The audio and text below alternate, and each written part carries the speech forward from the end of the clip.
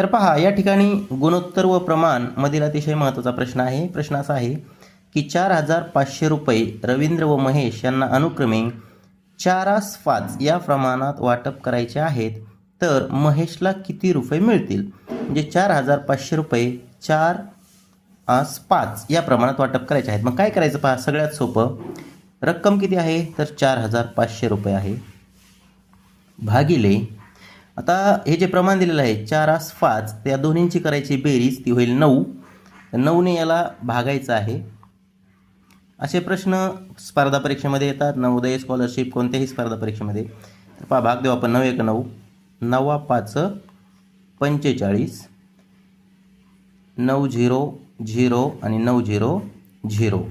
म्हणजे इथं 500 रुपये हे पहा 500 रुपये म्हणजे एक हिस्सा झालेला आहे. तर असे आता पहा, महेश म्हणजे रवींद्र अगोदर आहे, महेश नंतर आहे. म्हणजे 4 हे प्रमाण रवींद्रसाठी आहे, महेशसाठी 5 हे प्रमाण आहे. मग 500ला 5ने गुणायचं आहे.